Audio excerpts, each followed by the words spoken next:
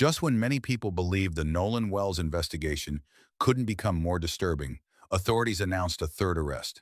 But here's what makes this development so unusual. The latest arrest isn't for Nolan Wells' death. Instead, investigators allege it involves threats directed at witnesses and people connected to the investigation. Yeah, nah, answer the phone. You and your folks think y'all ass so smart, so slick.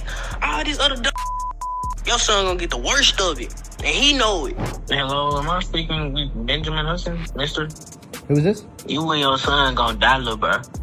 And your Who wife. is this? You and your son gonna die, little bro. And your wife. For what y'all did. If anybody... Think about that for a moment. 3 separate arrests. Not for what happened on Horn Island, but for what allegedly happened afterward. So the question now isn't just what happened to Nolan Wells. The question is, who's trying to silence them? Welcome back to Brian Case Records. If you believe every victim deserves a thorough investigation built on facts, not rumors, make sure you're subscribed and turn on notifications because we follow these cases from the very first report until the very last. Courtroom update. Today we're breaking down the latest arrest, what federal prosecutors are alleging, how this case has now expanded beyond Nolan's death, and why investigators appear to be taking these alleged threats so seriously. And one more thing. Throughout this video, we'll separate confirmed facts from online speculation, because in a case this emotional, that distinction matters more than ever. Let's get into it. Before we get into the latest arrest, here's the brief context you need. Earlier this summer, 18-year-old Nolan Wells disappeared during a boating trip near Horn Island, Mississippi. Days later, his body was recovered, and ever since then, his death has remained the center of an intense and emotional investigation. Questions surrounding the timeline, the actions of those who were with Nolan that day, and the evidence collected by investigators have fueled nationwide attention.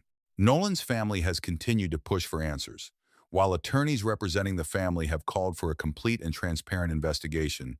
But as investigators continued examining the circumstances surrounding Nolan's death, something unexpected began happening. The focus wasn't just on the evidence anymore. It shifted to the people connected to the investigation. Witnesses, family members, public officials, and even individuals who had simply become associated with the case. According to federal charging documents, several people allegedly crossed a line from posting opinions online to making criminal threats. And that's where this story changes completely.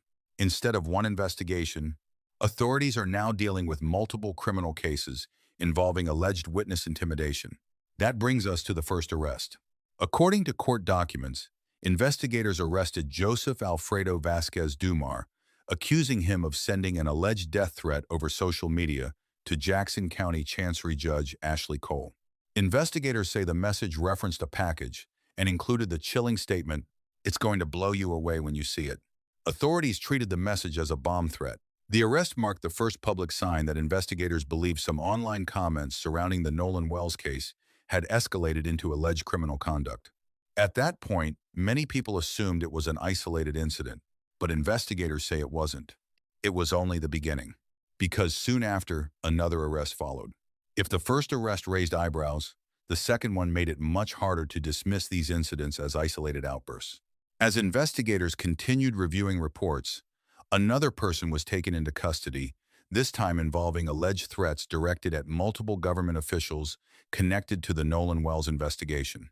According to federal court records, a woman from Cincinnati was charged after investigators alleged she made bomb threats targeting several public officials. Authorities say those threats were serious enough to trigger a federal investigation. By this point, the pattern was becoming difficult to ignore. This was no longer about heated arguments on social media.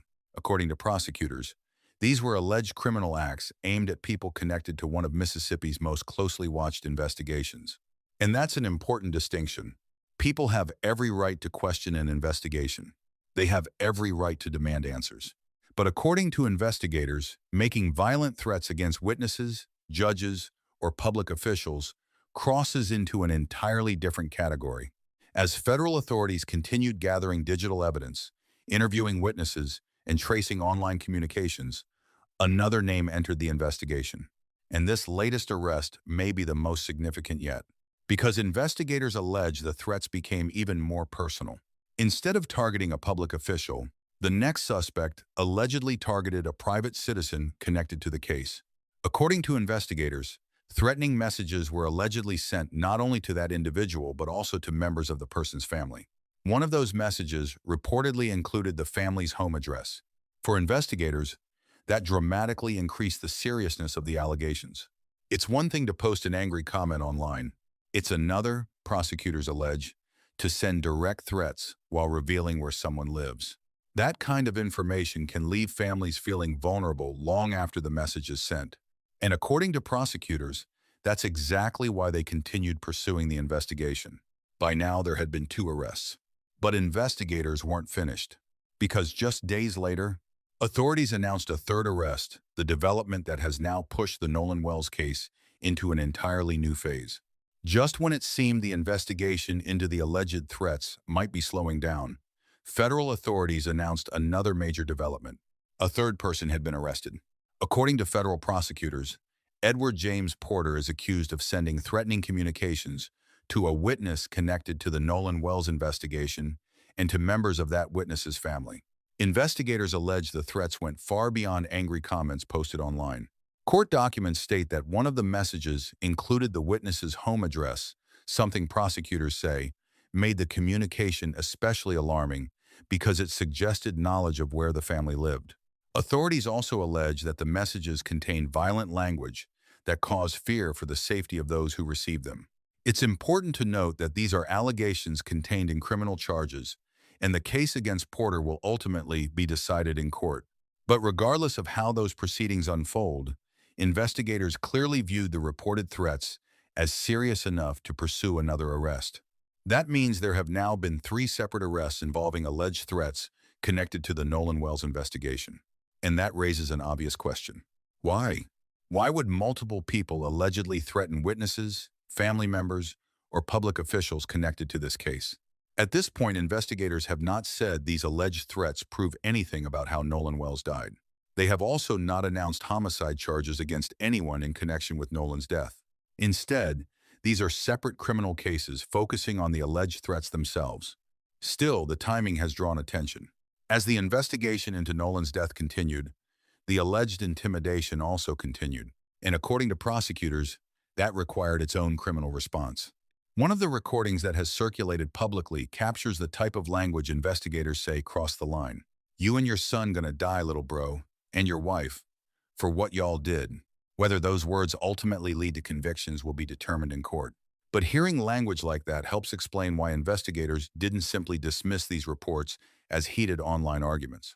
From the perspective of law enforcement, once an alleged threat becomes specific, targeted, and directed at identifiable individuals, it may become a criminal matter rather than protected speech. That's why this latest arrest matters. It's not because it answers what happened to Nolan Wells. It doesn't. Instead, it shows that the investigation has expanded beyond determining how Nolan died. Authorities are now also investigating what happened after the case captured national attention, and that creates 2 parallel investigations. One is focused on Nolan Wells' death. The other is focused on the alleged intimidation of people connected to that investigation. For viewers following this story from the beginning, that's a significant development, because every new arrest demonstrates that law enforcement is actively pursuing allegations they believe warrant criminal investigation, even while the broader questions surrounding Nolan's death remain unresolved. But this is where the story becomes even more complicated. The 3 arrests have fueled intense debate online. Some people believe they show how emotionally charged this investigation has become. Others argue they reveal just how quickly speculation on social media can escalate into alleged criminal conduct. So what does all of this actually mean for the Nolan Wells investigation going forward? Let's take a closer look. By this point, one thing has become clear. The Nolan Wells investigation is no longer just about what happened on Horn Island. It's also about everything that has happened since. 3 separate arrests connected to alleged threats have added an entirely new layer to an already emotional case. But here's something that's important to understand. These arrests do not answer the central question that Nolan's family and the public continue to ask. What happened to Nolan Wells? As of today, authorities have not announced murder charges against anyone in connection with Nolan's death. The threat cases are separate investigations. That distinction matters because it's easy for people following the case to assume that every new arrest is directly tied to Nolan's death. Right now, that's not what prosecutors are saying. Instead, prosecutors allege that certain individuals committed separate crimes by threatening witnesses, family members, or public officials connected to the investigation. Those allegations will have to be proven in court, but the existence of 3 separate arrests tells us something else. Law enforcement appears willing to pursue anyone they believe crossed the legal line during this investigation. That's a message that reaches far beyond this single case. It serves as a reminder that while people have the right to question an investigation, criticize officials, or discuss theories online, alleged threats of violence are treated very differently under the law. And that's especially important in a case receiving national attention. When emotions run high, social media can amplify rumors just as quickly as facts. Investigators have repeatedly urged the public to allow the investigation to follow the evidence rather than online speculation. That doesn't mean people shouldn't ask questions. It means those questions should be based on verified information rather than accusations that haven't been supported by evidence. The Nolan Wells case has generated countless theories across social media. Some have focused on the timeline. Others have questioned witness statements. Still others Some have accused investigations specific slowly people of fade from crimes public without attention. any public evidence. Others to support become those even claims. more complicated Those with every new accusations development. have spread The rapidly Nolan Wells online, case has become but one of those investigators have investigations. continued to For distinguish weeks. between public speculation and evidence that can actually be presented in court. And that's where these 3 arrests become significant. They're not about proving what happened to Nolan. They're about protecting the integrity of an ongoing investigation and the people involved in it. If witnesses are afraid to cooperate, if families fear for their safety, or if public officials become the target of violent threats, investigators argue that it becomes even harder to conduct a fair and thorough investigation. That's why these alleged threats are being treated as criminal matters in their own right. And while the legal process will determine whether the defendants are guilty or not guilty, the arrests themselves show that authorities are actively responding to conduct they believe interfered with the investigation. So where does the Nolan Wells case go from here? That's the question everyone is asking. And while many answers remain unknown, there are still several key developments that investigators and the public will be watching closely.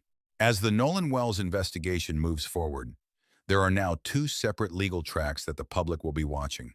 The first is the investigation into Nolan's death. The second involves the criminal cases against the individuals accused of making threats connected to that investigation. Those are 2 very different legal processes, and it's important not to confuse one with the other. For Nolan's family, however, the goal has remained the same from the beginning. They want answers. Despite the nationwide attention, despite the public debate, and despite the 3 separate arrests involving alleged threats, the central question surrounding Nolan's death has not yet been answered publicly. Investigators have continued to work the case, and officials have indicated that the investigation remains active.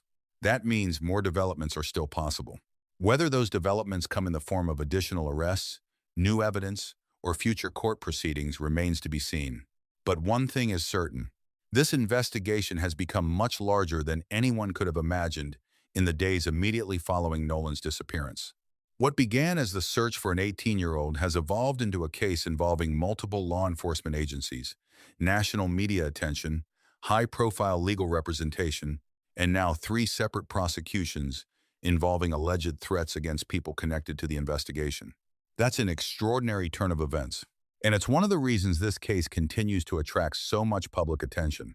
For the individuals charged in the threat-related cases, the legal process is only beginning. Like anyone charged with a crime, they are presumed innocent unless and until proven guilty in court. Prosecutors will have to present evidence to support the allegations, and the defendants will have the opportunity to respond through the legal system. As those cases move forward, they'll likely provide a clearer picture of what investigators believe happened and why they viewed the alleged threats as criminal. Until then, much of the public conversation will continue online. But as we've seen throughout this investigation, online theories and courtroom evidence are not the same thing. That's why we'll continue following verified developments as they happen. Because when new facts emerge, they deserve careful attention, not assumptions. If you've been following the Nolan Wells case from the beginning, let me know what you think about these latest developments. Do you believe the 3 arrests show just how emotionally charged this investigation has become, or do you think they could have a broader impact on the ongoing case? Share your thoughts in the comments below.